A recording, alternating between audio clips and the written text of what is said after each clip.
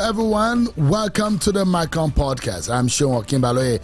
The Micron Podcast is an independent show separate from my weekday show on China Television, Politics Today, and the weekend edition, Sunday Politics. Today, we're focusing on a developing story surrounding the 2024 Nigeria federal budget. Allegations of indiscriminate insertions have resurfaced, and there are indications that these are not just baseless claims.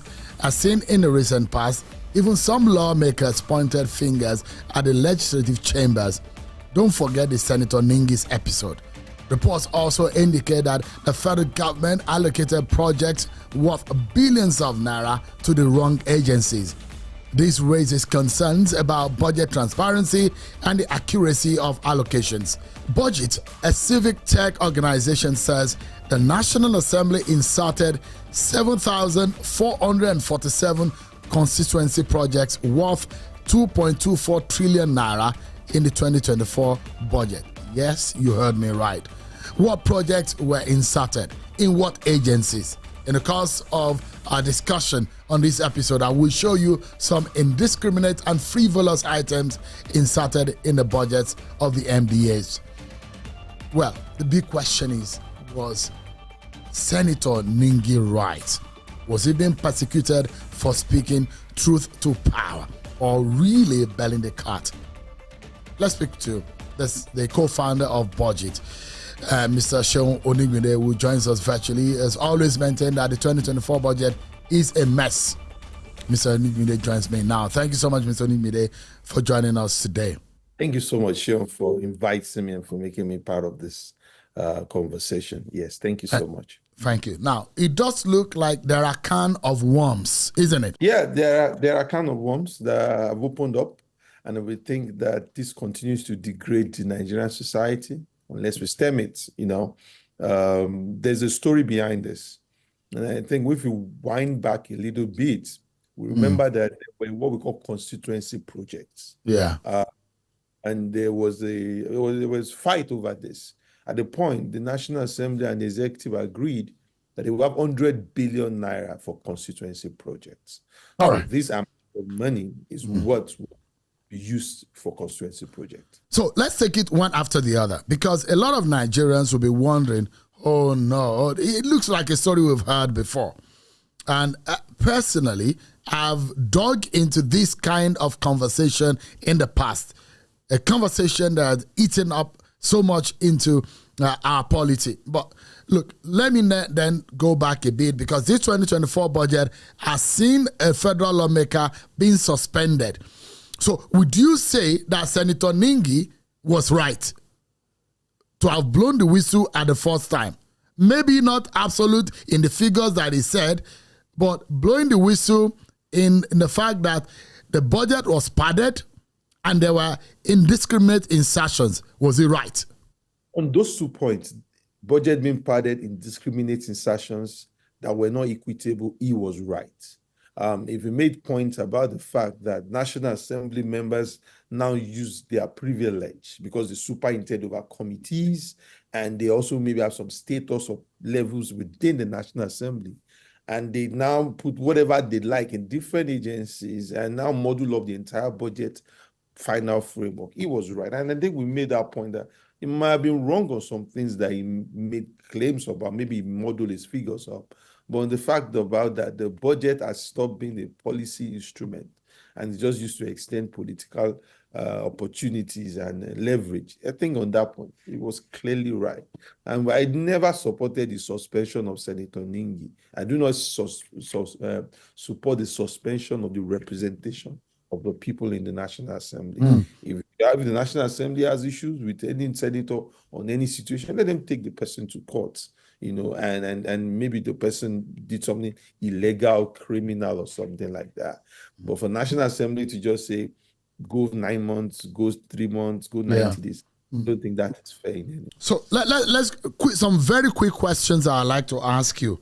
So Senator Ningi is now vindicated by what budget has found out. And I mean, to some certain level, to the part of, like I mentioned, maybe not 100% right, but on the part of the fact that, and we mentioned this immediately the budget happened, this is not a new conversation.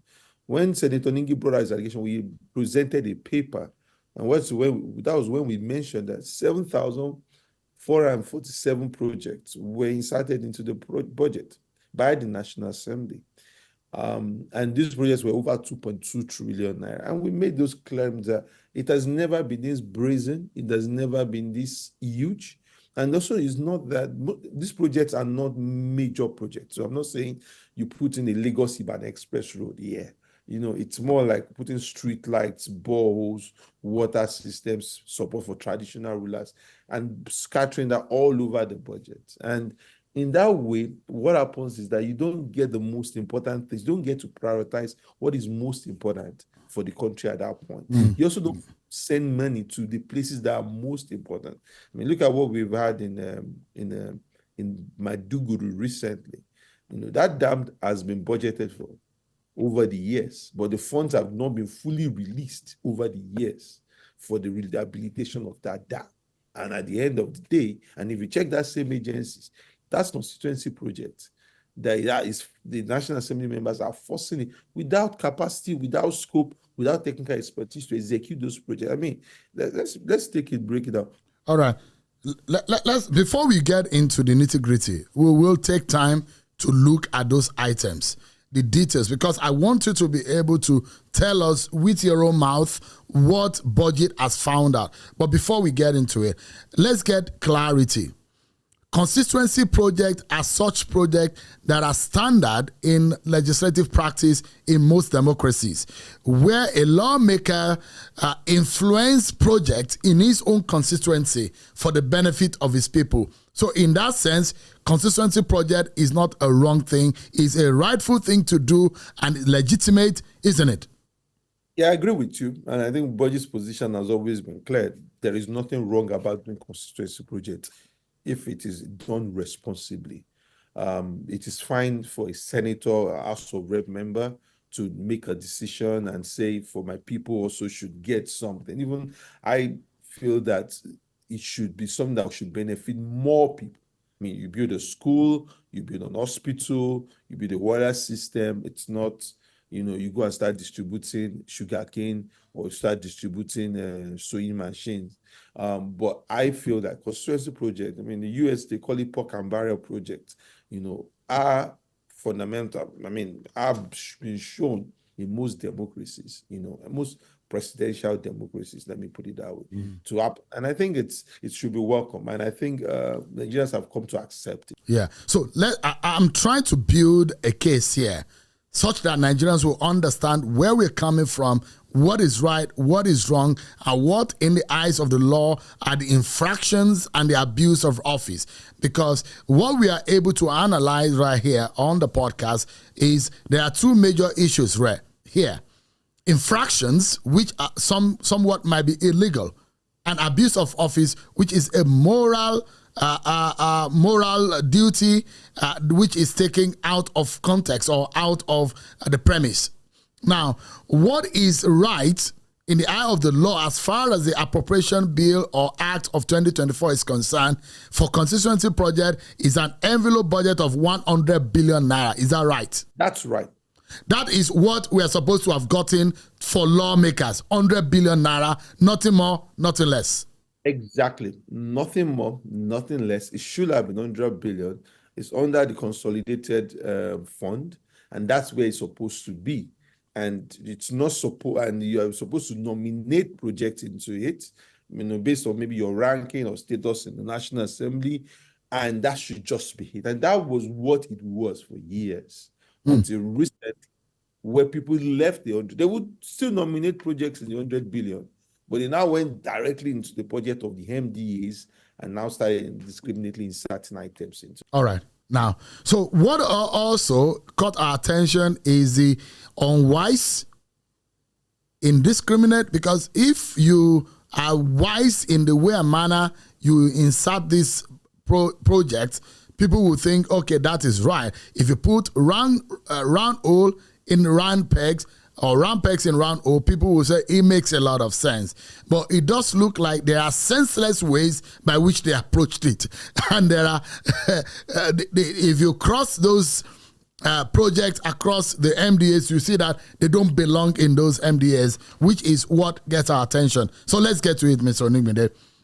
Can you summarize to us, because we understand 100 billion naira is what should go as an envelope budget for constituency project. Summarize for us what budget has found out as indiscriminate in this apportioning of funds.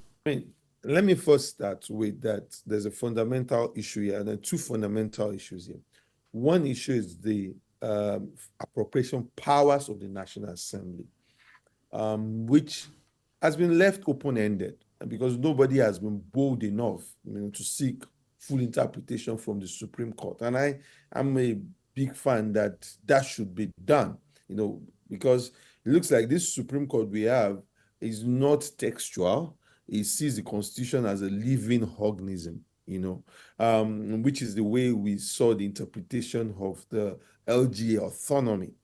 I'm big because National Assembly has kept the open and appropriations power open-ended, which means we can add, we can remove, we can adjust, we can do whatever we like with the budget.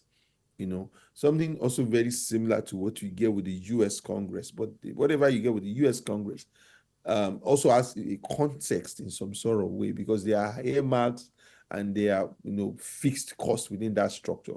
So there's little wiggle room for you. But in Nigeria, you get a budget, you've set your strategy, you've set your policy, then somebody comes in and puts whatever they like in that budget. So the issue stated is that National Assembly, they have appropriation powers as of today.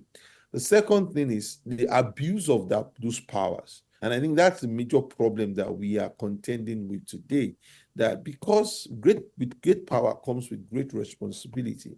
If I've been asked to superintend over a committee, it's an abuse of power to now trying to influence the direction of that agency or that my committee, and now start putting projects in the budget of that committee to serve myself and to serve my constituency in some sort of way. So for me, I think that's where these fundamentals are, that appropriation powers need to be properly defined. And even if you can't define it from a judicial perspective, it needs to be politically defined. Let's not forget that previously, the budget was always passed or signed into law around June. I mean, the Goodluck Jonathan days, the project was passed May, June. And why? Because there was contestation. There were huge debates on some certain items in the budget, and in terms of deficit management, in terms of oil benchmark price and all of those things. But right now, you see that it's become a loose-ended situation, a free-for-all. And at the end of the day, we all have seen the implications of all of that within the economy. So for me, I'm big on the fact that this is an issue to discuss on the appropriation powers of the National Assembly. What is the extent of that? What the executive doing about managing that? And thirdly, it's also to look about the wider implications of that. But when you now decide to look into this whole issue, it's simply about somebody understanding that the 100 billion naira, and let's be honest here, the National Assembly members have come to an understanding that the 100 billion naira is never enough. It's not enough for them anymore. You understand? Because when the budget was 7 trillion, when it was 4 trillion naira, it was 100 billion. When it became 7 trillion, it was 100 billion. When it's become 28 trillion naira, it has still remained 100 billion. So maybe we have to be factual that they've looked at the size of the budget and asked themselves, this and inflation and all that, we don't think this is enough for us. But the problem is, how do you cap that? Where does that stop? Where do you draw the line? If the entire capital budget of the federal government has proposed around 8 trillion naira, why should National Assembly add another extra 2 trillion naira on items that do not change our dimensions or our situation on a large scale? So for me, that's where the bigger problem is. So can you summarize to us what you have found out? What are the figures that you have found out? And if you look at the figures that we have found out, basically you will see that it's been appropriations in different manner. Firstly, is to look at which ministries are most complicit. I wanted to first and foremost summarize the findings, the proposition of the budget, the total number of projects that were inserted, and how much they are worth. If you can summarize it in one statement, so our Nigerians, we know the magnitude of what we are up against. So what we are up against is that when the 2024 budget was reviewed by National Assembly, 7,447 projects were inserted into the budget. And that comes to 2.24 trillion naira. Out of 55% of this project have a value of 580 billion and are greater than, and these are projects that are greater than 5 billion naira. When you look at 281 projects have a value of 491 billion. And then if you look at it now, 3,706 projects were inserted. They are within the 100 to the 500 million range. And those were the major chunk of the budget. In fact, despite the fact that you have 100 billion marked for constituency projects, which was scattered in most agencies' budget, you find out that 1,777 projects worth 218 billion were going to be directly delivered in federal constituencies. And you also have that 1,308 projects were to be delivered in senatorial districts. Then other categories like 1,150 street lights worth 212 billion, 427 boreholes worth 82.5 billion, 170 ICT projects worth 30.95 billion, 7.6 billion for empowering traditional rulers. Most of these projects are embedded in MDAs where they do not have the capacity or the scope to deliver those projects, where they deliver zero value to the country, where they are extremely frivolous, or some of them are even tied into advancing the political values of the lawmakers or the politicians within those axes. So in some sort of way, you have an agency like Federal Cooperative College or River. By the time you look at the agency's budget, you look at what exactly are the projects that should meet the mandate of the agency itself. They are less than 20%. 20% is what would meet the core mandate. The rest of the projects are constituency projects indiscriminately. And you have agencies that are now notorious for doing that, where they no longer chase their own mandate. They no longer chase what they are supposed to do, is to possibly just become a haven for National Assembly to put constituency project and execute. Do you have example of these MDAs that they've turned them upside down and they are now conduit pipe for constituency project by lawmakers?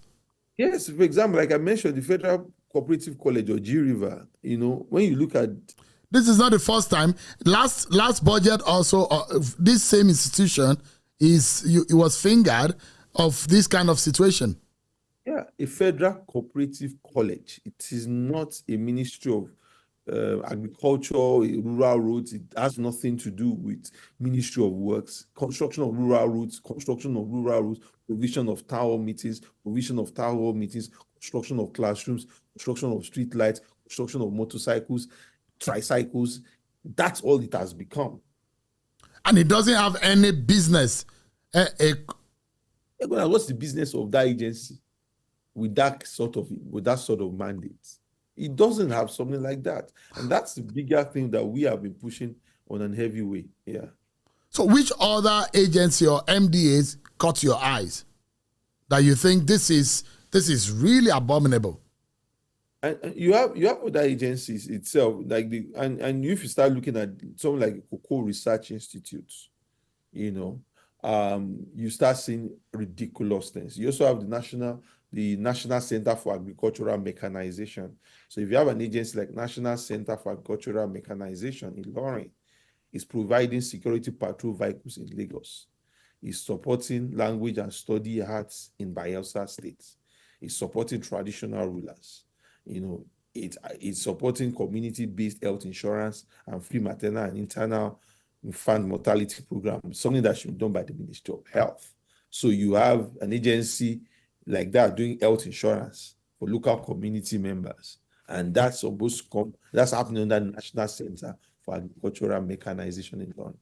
So when we say that the budget is a mess, you understand, it's our position that most of these agencies are not reflecting.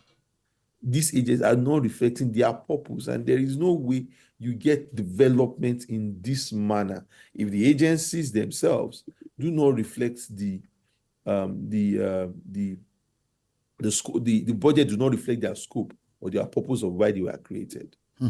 Now, so are those some of the heavy ones, the ones that are really indiscriminate? Because when you insert boreholes into a research institute, borehole project into a research institute, you wonder what's the capacity for them to be able to execute it, street light, and in this project in themselves are not wrong.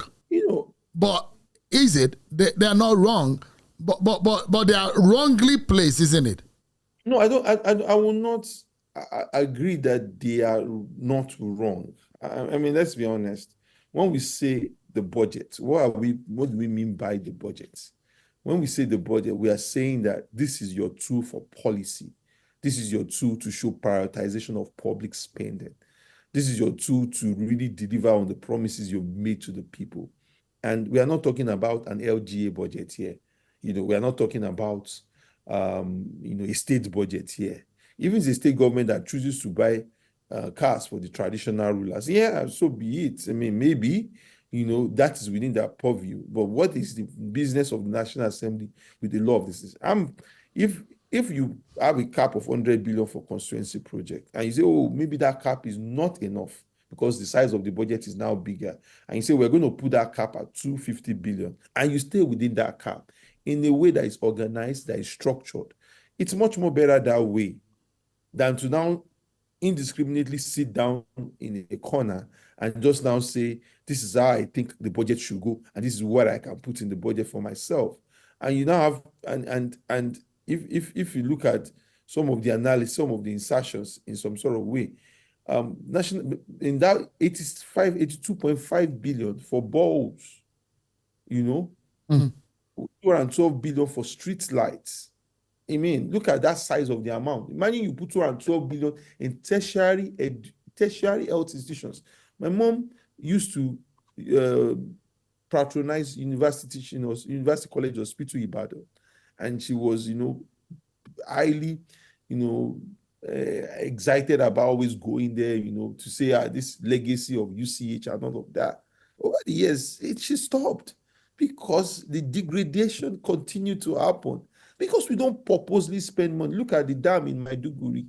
Put money in the places where it matters most. Because the hazard of all of this issue is that immediately that the National Assembly, these items get into the budget, there is a lot of pressure, a whole lot of pressure on members of the National Assembly on the MDAs to get this project executed. They will even prioritize this project ahead of the things that should be part of their core mandate. So those are the situations that we find ourselves at this point, where a whole lot of items, and you see them, you see things like, if you look at also things like Border Communities Development Agency, Federal Cooperative College of G River, National Productivity Center, National Building and Road Research Institute, National Federal College of Horticulture, Dadinkowa, Gombe, Smedan, Federal Cooperative College Ibadan, UBEC, Federal Ministry of Agriculture and Food Security Headquarters. Those are the key agencies that get a chunk of this money that's been inserted indiscriminately by the National Assembly. For example, let me give you an example. National Institute for Oceanography and Marine Research. Now, this agency is what was proposed was 4.9 billion naira. Let's start again. National Institute for Oceanography and Marine Research. How much was proposed? 4.9 billion naira. When the approved budget came out, it was 58.28 billion naira. The National Assembly added over 53 billion naira of capital projects into this agency alone. Now, when you now go deeper and say which kind of capital project are inserted into it, you will see construction of model VIP toilets in Ward 2, Edda local government area, 500 million naira. What is the business of a Institute of Oceanography and Marine Research? Which is in Lagos. And you are inserting projects that is kilometers away from this place. And you have the construction of Adesanolu Road, Mowe Bafo, Obafemi Owode, 2.3 billion in the Institute of Oceanography and Marine Research.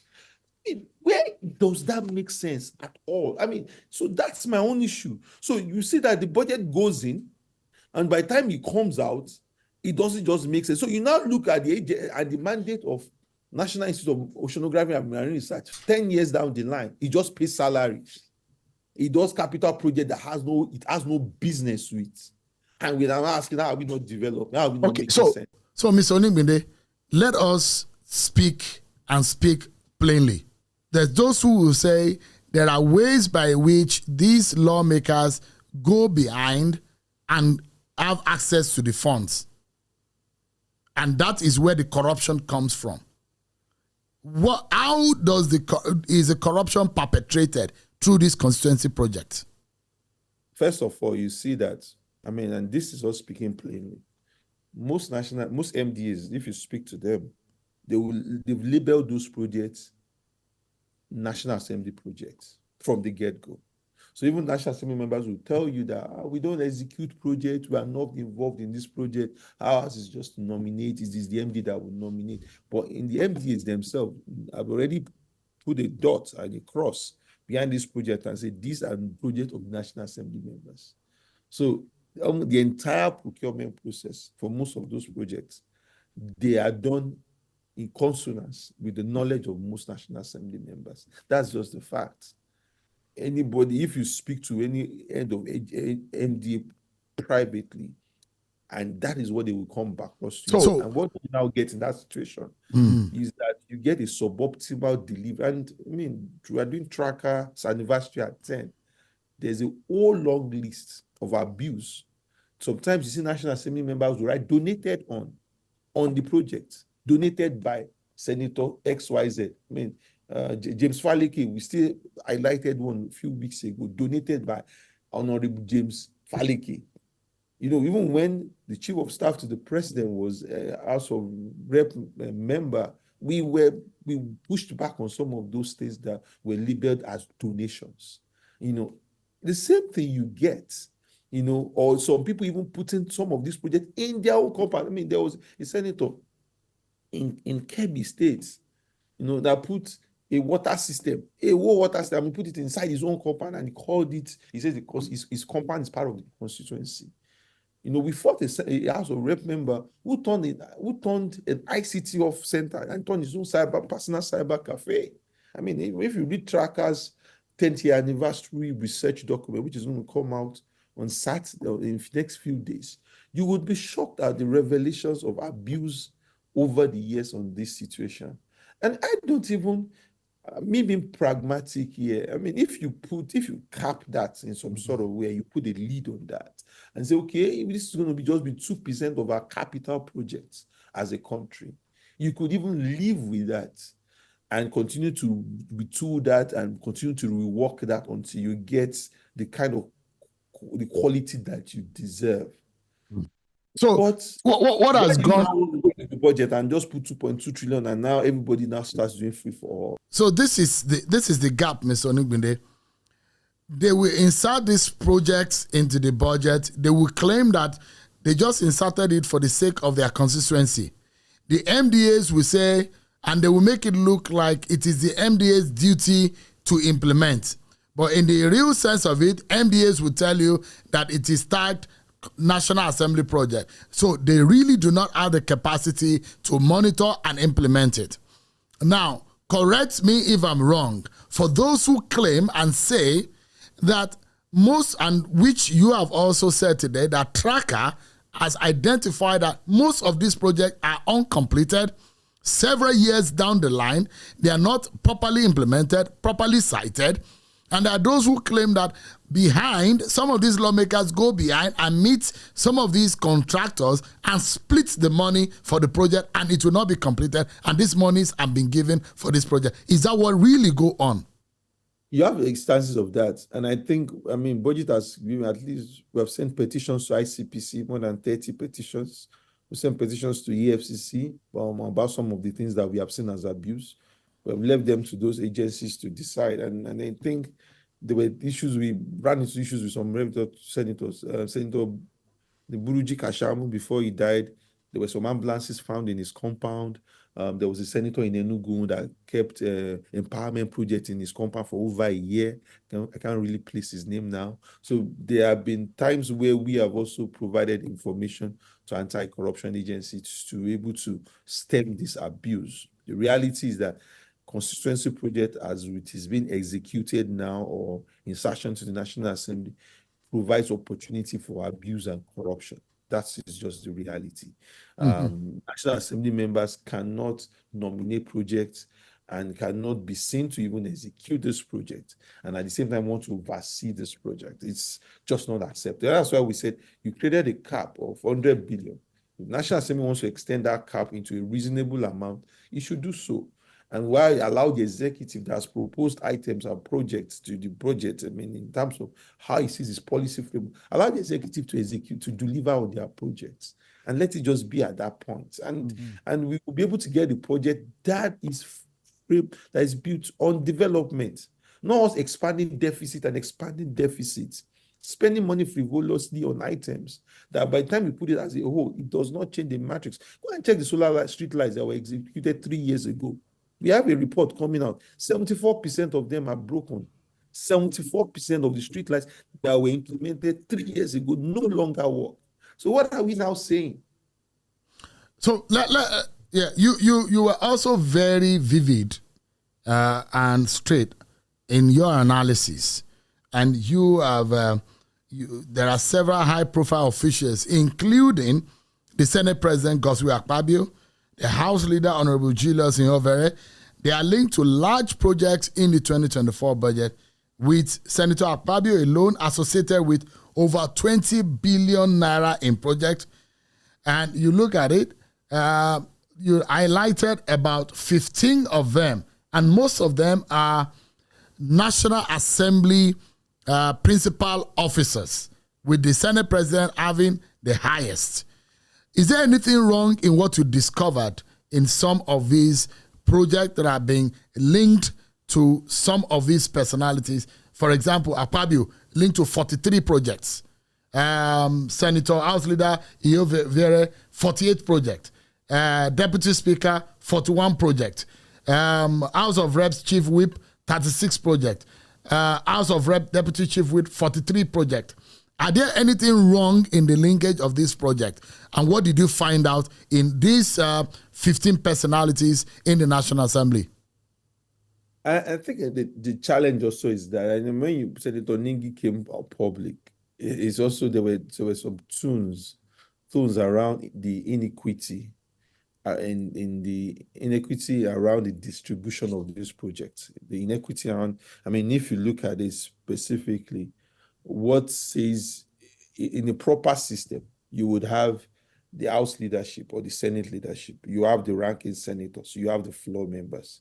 And it will be clear to everybody that this is what allocation for a ranking senator is, or a floor member of the House, or the House leadership, and there will be frame. And that's what we are guiding towards. Set a cap for the National Assembly members in the constituency project. And that cap can be a moving percentage benchmarked against the capital project. If your capital budget is 10 billion naira, you can set a cap of 2.5% or 3% of your capital project as your constituency project. Now, inside the National Assembly, you can now say, if I am the head, I'm the Senate President, I get this amount of project. What we have right now is, it's like everybody is pushing for the maximum envelope. Because if you look at those things, we were very specific. And this is even us being very conservative with the numbers here.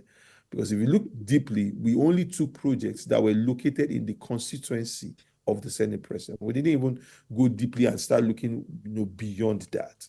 And this is, and I think, when a precedent is set, it becomes difficult. It becomes difficult to limit the abuse.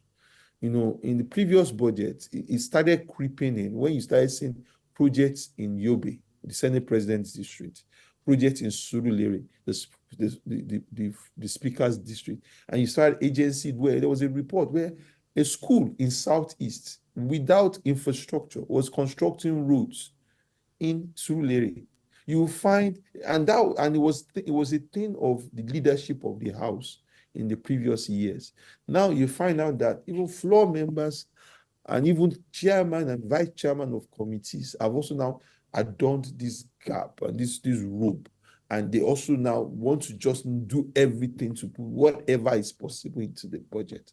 And if we don't stem this abuse, there's no way we can use public finance to actually drive development, because the monies are supposed to be used for what is most critical for the country would not be used for them. It will not be used for those things. Or you figure out that you would only release 5%, 10%, 15%. Another 5 years, you come back and say you want to do environment or you want to do variation. And you want to do variation, the project that you're supposed to complete with 18 billion naira, critical national project, has suddenly become 120 billion, because dollar has been strengthened, naira has lost value, the scope has changed, the project has become a problem. So those are the challenges that we have with public finance framework. As long as we don't tighten it and we don't put discipline into it, and we are not narrowing it to purpose, we will not get the kind of answers that we want. And I'm shocked that the executive is not pushing back heavily on this, because in the previous government, there was a pushback. When Buhari came, there was even pushback in the very early days. Gradually, it became, you wanted to streamline the budget into a January, December period. And the next thing you have, like, the president just goes ahead and signs whatever is presented to him or her. And now you have a situation where, if you look at the leadership of the current executive, from the president, the vice president, to the SGF, to the minister of budget and planning, they were all former senators.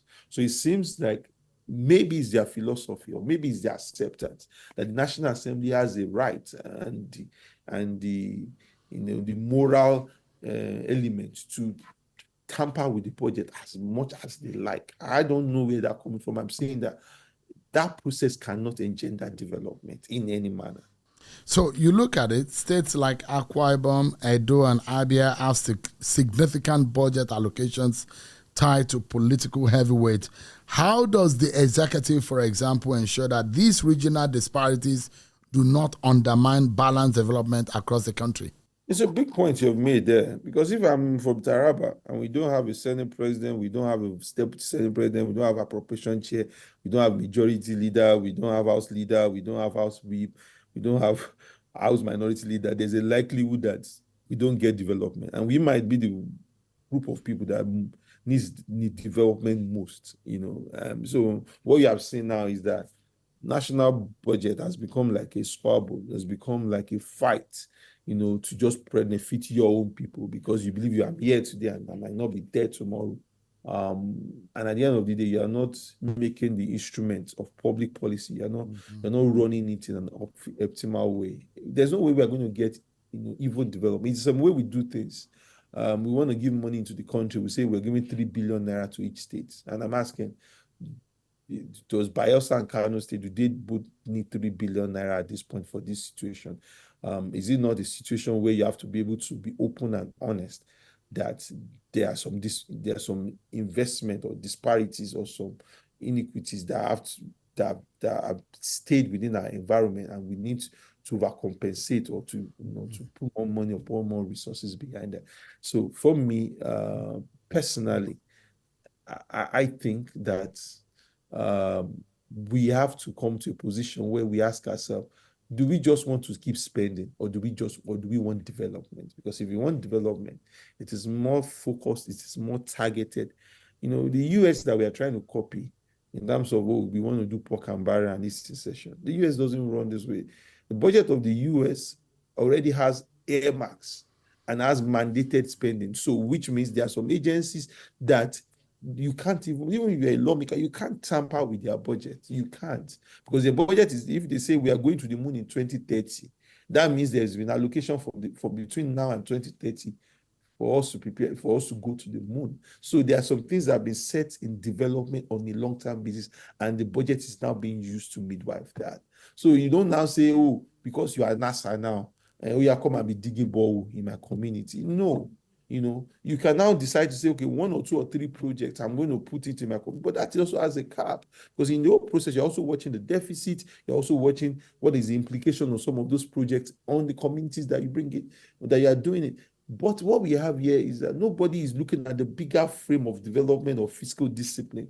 Everybody just believes that it is my turn to insert and to bring something into my community. Either it even benefits the community, sometimes it doesn't even benefit the whole of the community. It's concentrated to maybe where you think the votes are going to come forward, or it's even concentrated for your own party members. I mean, how do we get involved? We have had situation when people distribute sewing machines in the empowerment program, and right at the fence and right at the entrance, that sewing machine is being traded, is being sold at a discounted amount, because you are giving sewing machines to people who do not even need it, who are not tailors in the first instance. So those are the situations you find ourselves.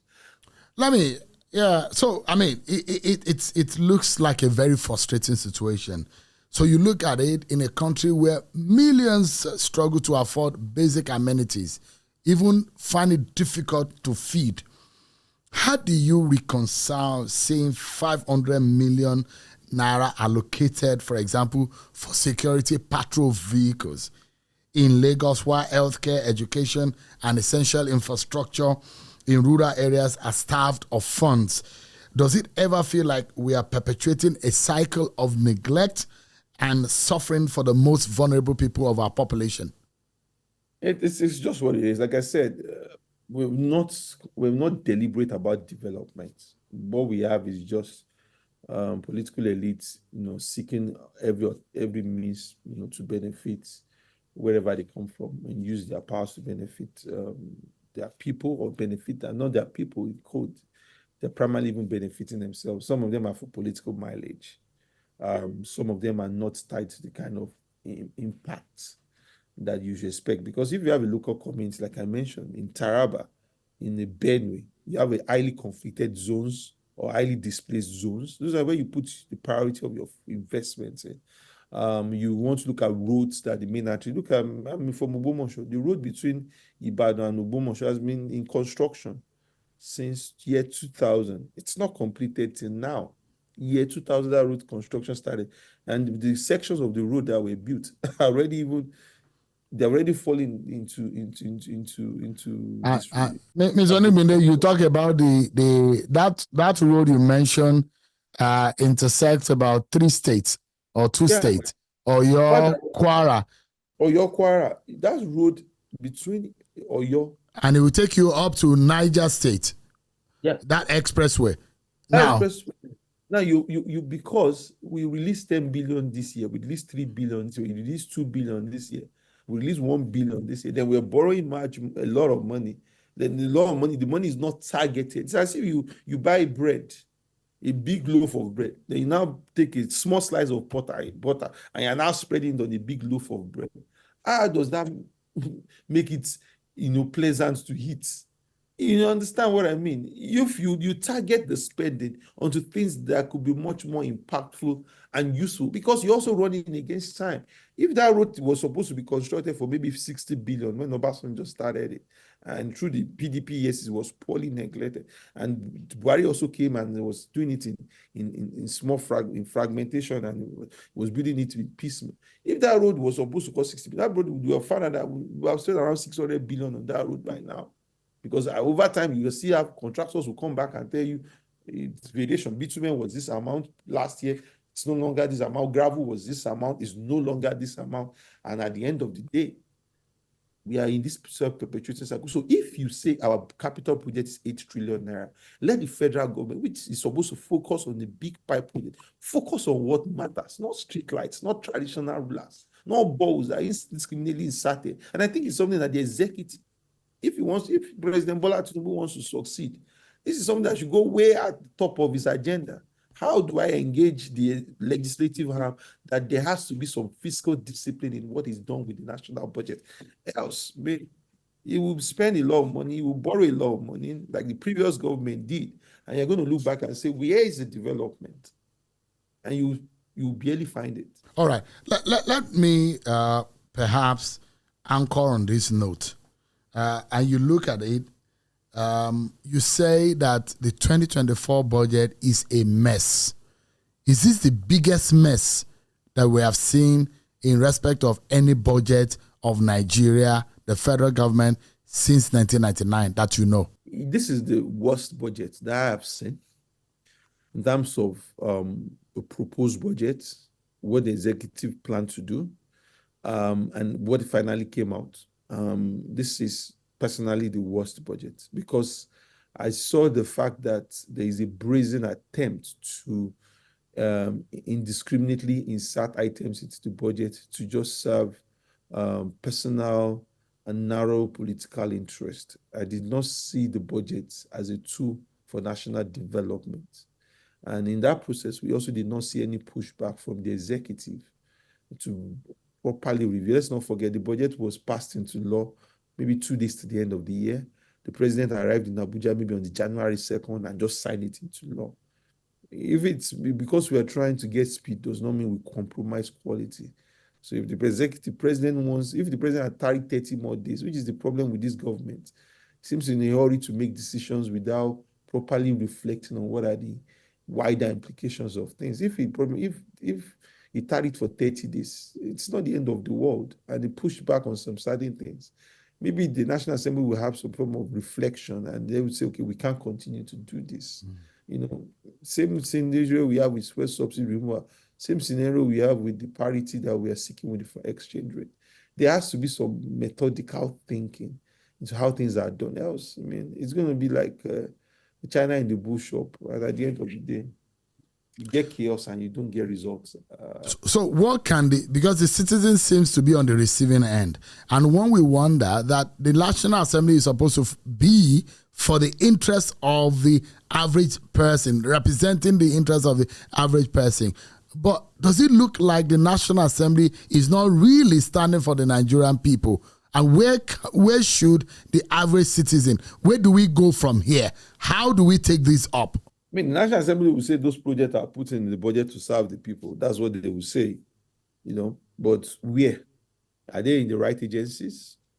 2, are they the most important things that the country needs at this point? 3, are they the scope? Is this what is within the scope of the federal government of Nigeria?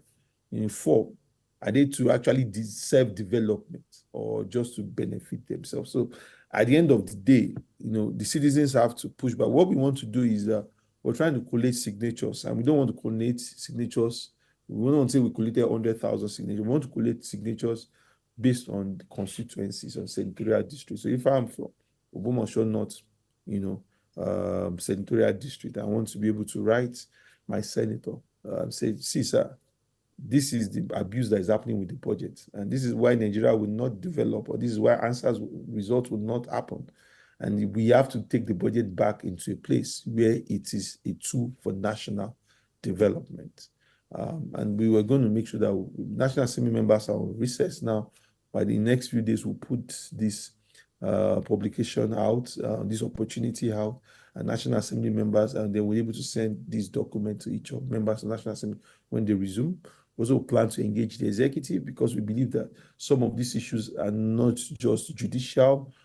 Some of these issues also have to have political approach. So if the executive is able to sit down with the leadership of National Assembly and the appropriation committees and explain to them that this is not just a proper way of development or policy development, maybe that situation will force the National Assembly to really reflect and to rethink how some of these items are added into the budget. So we would put our best. We can only push, we will push with citizens using their voices to engage their lawmakers. We will push with engaging the executive. We have been trying to reach out to the executive that we need a budget reform summit. We're hopeful that maybe they will be open to it by the end of the year, and we can bring everybody to speak openly about how this process and this approach needs to change.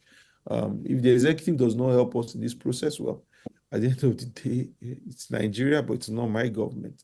The president will set his own legacy, but we are saying that we've seen this over the years. We've been in existence since the Goodluck Jonah era, and we say that once you don't use the budget as an instrument of public policy and development, you would not be able to get targeted growth and development. In the end, it's indiscriminate spending that doesn't move the needle in any way. Well, so much to unpack in all of this, but it sounds like a very disgraceful, embarrassing, and very, very heartbreaking situation that we find ourselves in. I'm hoping that we might someday be able to walk out of this quagmire, and those who need to do the right thing will do the right thing. But thank you so much, Mr. Seun Onigbinde, for your time on today's edition of the MyCon podcast. Thank you so much. It's a pleasure. And I look forward to, further conversation with you on this. Thank you. Thank you so much indeed.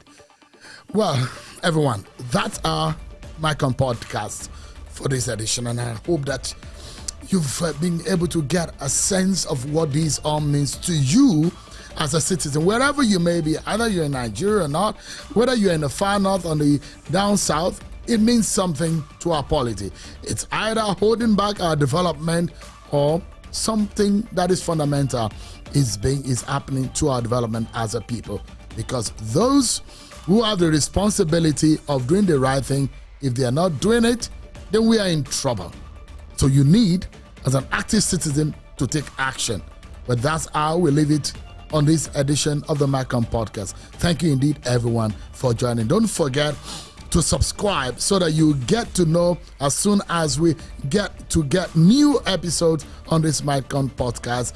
Subscribe, follow, and also share. Thank you indeed, everyone, for watching. I'm Seun Onigbinde. I'll see you next time. Bye-bye. Thank you for joining us on this edition of MyCon Podcast with Seun Onigbinde. MyCon Podcast for the independent mind.